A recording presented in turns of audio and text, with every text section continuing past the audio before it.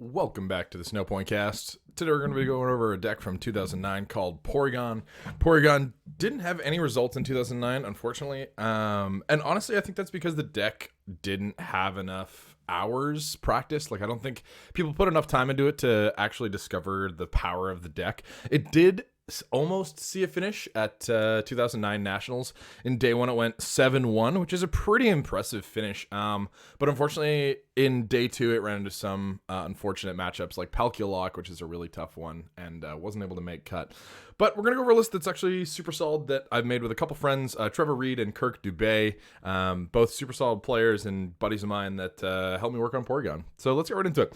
Starting off with 4 Porygon. Porygon's got 50 HP, a single retreat, and a weakness to fighting. Calculates the first attack. So for one, look at the top 3 cards of your deck and put them back in any order. Definitely okay in a pinch if you're bricking. And then sharpen for 2 colors to do 20. Decent as well. And then Porygon 2, 70 HP, 2 retreat, and a weakness to fighting. Super solid power. This power is amazing.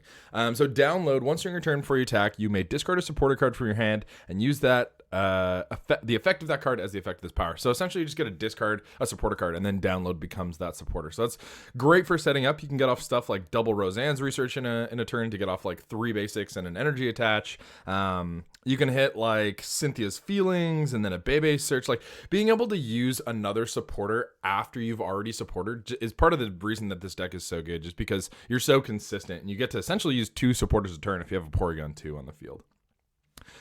And then speed attack 2 for 30. Cool as well, but not as cool as download for sure. And then you play 3 Porygon Z. So Porygon Z's got 120 HP, 2 retreat, and a weakness to fighting. Installs the Poke Power. Really, really effective power in this deck. So as much as you want, you can take a TM off one of your Pokemon and put it back, or move it to another one of your Pokemon.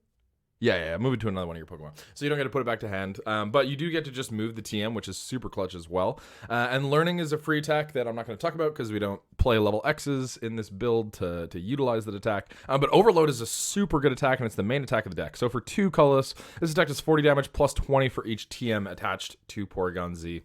So you max out at like 200 damage if you have all 8 of your TMs. You play 8 total TMs, and maxing at 200 kills like everything in the game. So you essentially don't have a damage cap. Like you can kill literally anything, except for I think like a Dialga with like a Snowpoint Temple. Oh no, even if a Dialga's got a Snowpoint Temple and 4 special medals, you still kill it if you have all 8. Anyway, regardless, Overload's a really solid power, really good, and it's definitely the powerhouse of the deck. I need to play 1 Porygon Z level X. So Porygon Z level X has got 130 HP, 2 retreat, and a weakness to fighting times 2. So the first ability is called Mode Crash. Mode Crash, when you Porygon Z, your active Porygon, you can discard all special energy cards your opponent has in play. So really solid. There's a couple really good special energy cards in this format. Call Energy is really good. A couple decks play Upper Energy as well. Yeah, so just like some solid special energy. Call is a pretty stable card in a lot of stage 2 decks, so being able to get rid of that colorless can definitely just set your opponent back. And then Decode is the other power, really solid power as well, like probably the best power in the deck. Really, really good. So once you're in your turn before you attack, you can search your deck for up to 2 cards, shuffle your deck afterward, and then you put those 2 cards on the top of your deck.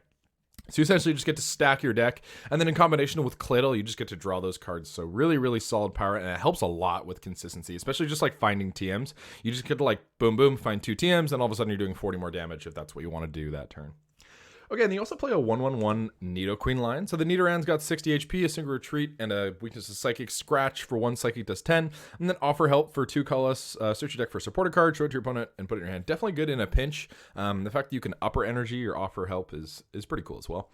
And then you also play a Nidorina. And the reason you play the Nidorina is because Evoluter is a thing. So Evoluter's a TM. And the TM for free, we'll go over it in a second, but it just lets you like evolve your Pokemon in play. So being able to search your stage 1 so that you can search the stage 2 next turn is definitely a solid asset for this deck to have. So the first attack on Nidorina, 80 HP, single retreat, and a weakness to Psychic. Rescue is the reason you play this one. There's another one that you can attack with, but I think Rescue is better in this deck because you don't like really like you play the other one in Mothergar because the ability to like damage your opponent is good, but Rescue is good because Porygon Z is your main attacker in this deck. Like Mothergar uses Nidoqueen to attack sometimes. This deck does as well, but a lot less frequently. So yeah, rescue for 1 colorless. Search your discard pile, focus 2 Pokemon, show them to your opponent, put them in your hand. Definitely solid in a pinch. I mean, you can grab a Porygon and a Porygon Z, and then if you have Marleys or access to a rare candy, you can just have another Porygon back. So definitely really good. And then Scratch for a second in a colorless does 30. And then the Nidoqueen. So Nidoqueen's got 120 HP, 3 retreat, a resistance to lightning, and a weakness to psychic. Maternal Comfort is the body, and it's so good. So in between turns, you just heal a damage from each of your Pokemon in play. And that's just great because you play a ton of switching cards and you want your Baltoys to stay alive, or your Porygons to stay alive. The bane of this deck is if you have a bunch of TMs committed to an active and then your opponent's just able to one-shot that back, and you want to stop that however you can. Nidoqueen is a really important part of that. It just means you can switch Porygons, and then because of Porygon Z's ability, you just get to move the TMs and then not have to worry about losing tons of TMs at one time because you're also healing those Pokemon. And then you can also attack with Nidoqueen. It's actually really clutch to attack with Nidoqueen in some matchups, especially like Flygon Machamp. Machamp can kind of be a pain for this deck because you are weak to fighting. But Nidoqueen is kind of an answer to that. So Mega Punch, so for 1 Psychic, it is 40. Definitely decent. Hit a Machamp for 70. You can 2-shot it. And then Ruthless Tail for a Psychic and a double colorless, or there's no double colorless, but for a Psychic and an upper energy, 50, and then you do 10 more damage for each of your opponent's bench Pokemon. So you can straight up one-shot a Machamp too. If they have a full bench, you can just Ruthless Tail and then hit them with a plus 30 weakness, and then they die. So kind of a cool tech in some matchups, but really there for Maternal Comfort. Maternal Comfort's so good. Okay, and then you played 2 Baltoy as well. So Baltoy's got a single retreat, a weakness to grass, and the first attack is the reason you play this guy over the Psychic one. Psychic Balance. If you have less cards in your hand than your opponent, you draw to match them. So you just draw a bunch of cards. Hopefully, if you have a Baltoy and energy, then hopefully you draw something. And speaking of hopefully drawing something, Claydol is the reason you play this card. So 80 HP, 2 retreat, and a weakness to grass. Cosmic Power is absolutely broken. Such a good power. So once during your turn before you attack, you may choose up to 2 cards from your hand and put them to the bottom of your deck, and then draw until you have 6 cards in your hand. So this just keeps you so consistent. And again, it's a great with, was it Decode? Yeah, Decode. So good at Decode because you just get to put 2 on top, and then you get to Cosmic Power those 2 just right into your hand. Lots of synergy in this deck, and Claydol's just a staple, like such a good card in this format. Almost every deck that can play Claydol plays Claydol. Okay, so getting into some of the basics, you play a Chatot. Chatot's got 60 HP, free retreat, which is clutch, and resistance to fighting and a weakness to lightning. So Mimic is the big reason you play this card. So for free, you shuffle your hand to your deck, and then you draw for the amount of cards in your opponent's hand. So this is great if you have like a call energy and nothing else. There's a couple situations where this is good. If you have like a Roseanne's Research and a fat hand and nothing else, you can just Roseanne's for a Chatot and energy, retreat to the Chatot, and then hopefully just start shuffling your hand back in and setting up at that point. It's also great if you have a call. You can call energy for a Chatot and like a Baltoy or something, and then next turn you can just retreat and Mimic and, you know, hope to find that Claydol if you have nothing else in your hand. It's kind of an out if you have like nothing in your hand except for like a Pokemon search. You can just go, well, I can just search for this Pokemon, and then since it attacks for free, I can just chuck it in the active and start attacking with it and hopefully draw something eventually. And then Chatter, so for 2 colors you do 20, and the defending Pokemon can't retreat during your opponent's next turn. So you play an Uxie as well. Uxie's got 70 HP, a single retreat, and a weakness to Psychic. Setup is the power. Super, super broken power. When you bench Uxie, you get to draw until you have 7 cards in your hand. So being able to draw up to 7 is great, especially when you combine that with Claydol and Porygon. Like you can just Porygon and then set up and then hit big cards that you need. And with those combos, like you just have so much draw in this deck that it's and with the Porygon too as well. It's a very, very consistent deck because of all the draw and supporter and consistency outs that you play. You play an Azelf as well. So Azelf has got 70 HP, a single retreat, and a weakness to Psychic as well. Pokepower is called Time Walk, and it's the reason you play it. So when you bench it, you get to search your prizes for a Pokemon card and then put it in your hand and switch a card from your hand with that card from your prizes. So great for consistency for Pokemon. Like you play a thinner line. It's kind of weird because you play the level X and that counts as a Porygon. So you have to go like 4, 3, 3, 1, which seems kind of weird, but honestly, it makes a lot of sense. But because of that, you play a little bit of a thinner line. So if you prize like a Porygon Z or, God forbid, 2 Porygon Zs, that's just really bad for your game plan because you're going to have to draw them off the prizes. But Azelf is your counter to that. You also play a 1-1-1 Nidoqueen line and like a 2-2 Baltoy or Claydol. So it's just Pokemon consistency. Azelf is super stable, really, really solid card. Okay, so getting into some of the trainer cards now. We play 4 Technical Machine TS1. So Technical Machine TS1, there's 2 reasons you play it. The first one is so you can attack with Porygon. That's the main reason. But also Evolutor is like really good. So Evolutor for free, actually. Search your deck for a card that evolves from one of your Pokemon and put it onto that Pokemon. So you can have it attached to a Porygon and then like search for Porygon 2, like on the Porygon. So you can be just evolving a single Pokemon in play, which is like pretty crazy. But also if you have like a Baltoy on the bench, you can just like Evolute the Baltoy, and then even if the thing with the Technical Machine dies, you still get to have that draw from Claydol the next turn. So really, really solid card. Evolutor is actually insane. And again, that's the reason you play the Nidorina, is because you can just straight search it, and sometimes that's really good. Okay, and then you also play 4 Technical Machine TS2, which does the opposite.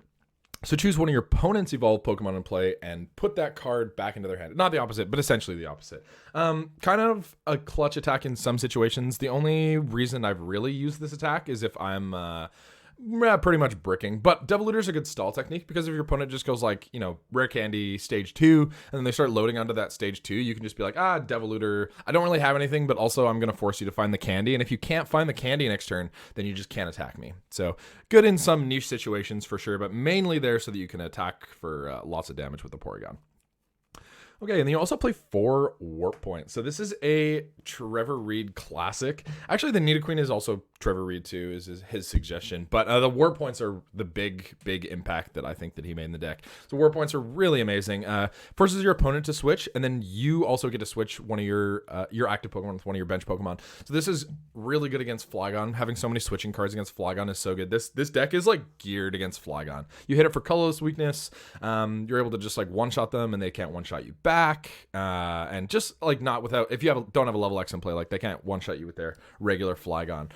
So really clutch. And then the other reason Warp Point is really good is you get to be conservative in your play. So let's say you have a Porygon Z active with like 4 TMs on it or something, and you're like, well, I can't really KO my opponent's active. I could swing at them for a bunch of damage, but that doesn't really seem great either. I really would prefer to take a prize this turn. You can just go Warp Point, and then if you have another Porygon Z on the bench, or like a free retreater like a Chatot, you can just chuck it active, and then depending on what your opponent puts up, adapt to that. So like, let's say they have an Uxie on their bench, and they chuck an Uxie active, and then you put a Porygon Z up that has no TMs on it. You only have to move 2 TMs to hit for 80, and then you kill that Uxie. And I will mention as well, now that we're talking about putting 2 TMs on, that's a really common play, because you need to hit 80, and then all of the sprites have like 70 HP or less, and a lot of like the stage 1s and basics do too. So usually they'll chuck something active that they don't really care about, and that's usually a basic Pokemon, and you can just kill that for like 2 TMs, and that's nice because you don't have to worry about having those TMs go down. And if you are attacking with 2 TMs, I will recommend this. This is a play that I've learned after playing the deck for a little bit. So you want to put 2 different TMs on a Pokemon that's attacking, because you play a supporter card called Marley, and that it's really important when we get to Marley that you have different ones in the discard, because Marley grabs different trainers, and if you have 2 of the same trainer, you can't guaranteed get a TM back in your hand. Because your opponent gets to pick from Marley. Anyway, so Warp Point, really, really solid card. And being able to force your opponent to say, I can't kill whatever you have in the active. I'm just going to kill something on the bench for a lot less TMs, and then hold on to my TMs for when I do hit the TMs to kill something big and active. So Warp Point, really, really strong card in this deck for sure. They also play 2 Rare Candy. So 2 Rare Candy, you know, it's kind of weird, but also the reason you're playing such a thin Rare Candy line is one of 2 reasons. So the first one is because you play the thick Porygon line, just because it's like so good. And you play a 4-3-3, so candies are really good to just hit this stage 2 Porygon. And you can also use it on your Nidoqueen. But Marley, you can get them back with Marley if you're in a situation where you like really would like to have a Rare Candy. So you have that option as well. And honestly, space is like pretty tight. These cards used to be Broken Time Space, and then I was just like, Broken Time Space really sucks against Flygon, and like a lot of other decks already play Broken Time Space, and not having that option to Rare Candy is like, I don't know, being able to search for a Rare Candy and then just go Porygon, Rare Candy, Porygon Z, and then if you kill me, all I need is an upper next turn. Like that's just a really good option to have in the deck. So it's kind of why you play 2. Okay, so getting into some of the techs. So you play a switch, and this switch is a Flygon tech. So like I was saying, this is a Flygon counter deck. You lose to some other stuff in the meta. Like I was saying, Palkia Lock is a really tough matchup for you. I haven't tested every 09 matchup. I do know Palkia Lock is really bad. I think Speed Drill might be really bad too, just because they have the opportunity to just go like, oh, one energy, bam, hit your Porygon for a knockout. And then you have to invest TMs every time you want to knock them out. And if they have the counter KO, then it's just like, you have to find so many TMs to hit a counter KO on a Beedrill. I think you need like 4 or something. So, or maybe even 5. So it's just like, it's a lot. And I think that matchup might be bad. But Switch for Flygon, this is a really like meta dependent deck. You have to read Flygon pretty hard to be going into a meta with this deck. But Switch is great because you get to offer your opponent, you know, with Marley, you get to choose 2 cards and then your opponent gets to choose one. So if you have a War Point and a Switch, you just get, hey, you get to pick which of these that happens. But either way, you're not going to be locking my Pokemon in the active anymore. So being able to have that guaranteed option, that's a Kirk Dube tech. He definitely, he was testing against Flygon. He was like, you know, it'd be really clutch if we had a Switch. And then I thought about it and I totally agree with him. I think Switch is a really, really solid asset to this list now. And it just pushes, the Flygon matchup over the top, but also it's clutch to be able to switch in between Pokemon because, like I said, you are healing with Nidoqueen and you never want a Porygon to die if you can prevent it. And Switch and Warp Point are just both kind of, they have some synergy with Nidoqueen in keeping your Pokemon alive. Okay, so you play a Night Maintenance as well. So Night Maintenance is just for recovering Pokemon. Search your discard pile for 3-handed combination of Pokemon and energy cards and then shuffle them back into your deck. So this is clutch with the rare candies too because you're playing the extra candies, like you play 1 for the Nidoqueen just in case, and then you play 1 here just in case. But you can just put back like a Porygon and a Porygon Z with a Night Maintenance, and then all of a sudden you have another Porygon Z because you can just rare candy into it. So that's a super clutch part about Night Maintenance. And you also play a Luxury Ball. So Luxury Ball, search your deck for Pokemon excluding Pokemon level X, show it to your opponent, put it in your hand. This card is actually a really, really good card in the deck because you get to use it multiple times potentially, depending on what your opponent allows you to do. So like I said, Marley lets you pick 2 cards from your discard and then show them to your opponent and they let you pick one. So I mean, depending on what you have, like say you want a rare candy and a Luxury Ball, you can just go like, okay, you can pick between these 2. Either way, I'm getting something that I want. And usually Luxury Ball is a good alternative to the card that you want. Like if you have a TM, but not the other TM and you want the TM and you're like, well, I'll get a TM and then Luxury Ball is my other option because it's like, well, if you don't let me have the TM, then at least I get to use Luxury Ball again. And you can't use Luxury Ball if it's in your discard, which is nice because you get to take it out of your discard with Marley. Speaking of Marley, okay, so Marley's request. Search your discard pile for 2 different trainer, supporter, or stadium cards. Show them to your opponent. They get to choose one of them, and then you keep that card. So really solid, again, for TMs. You have 2 separate TMs in the discard pile, and you guaranteed get one back. Same with the Switch and Warp Point. And it's just clutch in certain situations. Like sometimes you need another rare candy or another Night Maintenance. But it is really, really good for getting back your TMs. And you do have a finite amount of TMs. So because Marley's lets you get them back, especially with download, like downloading Marley is a really, really solid part of the deck. And it's like Marley's just such a good card. It gives you so many options late in the game once you've played a ton of trainers. Like if you're bricking, you can download Marley's for a supporter or 2 different supporters and then be like, which one do you want me to choose? Because I'm gonna play a supporter this turn, right? So yeah, really, really solid card in this deck. And you also play 4 Roseanne's Research.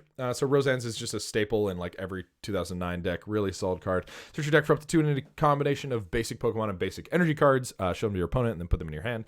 So great at finding your basics. Like I said before, being able to download and then play a Roseanne's in the same turn just makes your setup really, really solid. You get 3 basic Pokemon and then an energy, which is like insane on your second turn, like pretty good. And it's just a staple. Really solid card. Super good card. And you do play 3 Bebe Search as well. So Bebe Search, choose a card from your hand, put it on the top of your deck, and then search your deck for a Pokemon, and show it to your opponent, put it in your hand. So great for Pokemon consistency. It's one of those cards that can let you find your level X. So it's one of those cards that can find Porygon for you. It's just great for finding anything though, like finding a Porygon Z or finding a Nidoqueen or a Claydol or an Uxie or an Azelf or a Chatot. Literally whatever. It just lets you search for a Pokemon, which is really solid in this deck. And then you play 1 Cynthia's Feelings. This is another Kirk Dube original. So we were talking about it, and originally we had 2 in here. We were testing 2, and then I was like, well, I don't know how I feel about 2 Bebe Search, or like 3 Roseanne's Research either. I really don't know about that. The only reason I think that we can get by with 3 Bebe Search is because of Evolutor. Like you can use Evolutor to set up pretty consistently, especially like you just Evolutor or Claydol and then you're going again. So we cut the Bebe Search for Cynthia's Feelings, and I do agree with this because the argument is like, okay, so say you get a Porygon knocked out, right? And you have like another Porygon Z in play, but you need a lot more things before you're able to knock out. So you can go Cynthia's Feelings. And then, okay, so Cynthia's feelings, promote the Porygon Z.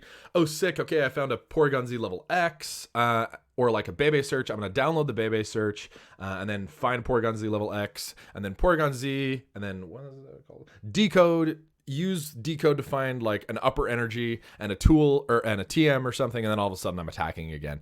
So it just lets you hit those like big pop-off turns after you whiff, because sometimes you invest like a fair amount of TMs as well on your active, and then when your opponent knocks that out, you're like, well, I really need to find some TMs this turn if I plan to get the counter knockout as well. And Cynthia's feelings just helps you get there. So you shuffle, draw 4, and then if you're one of your opponents, or your opponent knocked out one of your Pokemon during their last turn, you get to shuffle, draw 8.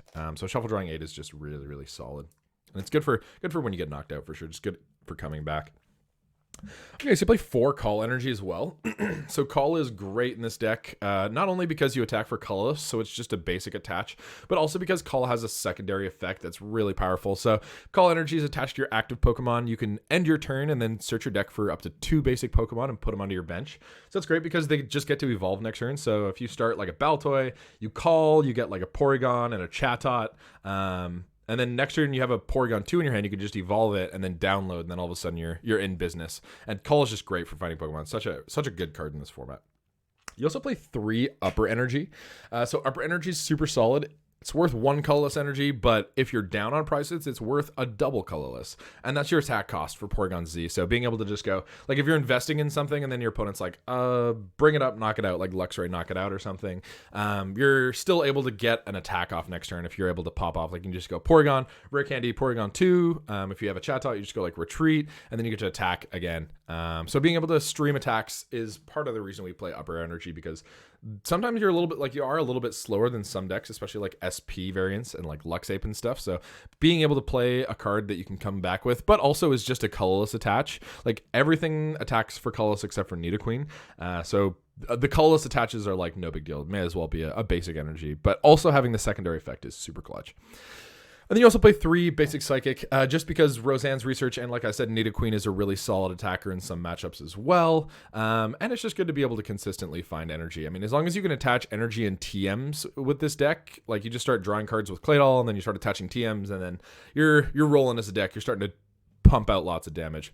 Okay, well, this has been Porygon from 2009. If you have any questions about the deck, feel free to leave them below, and I'll do my best to get to them. But thanks so much for tuning in, and we'll see you next time.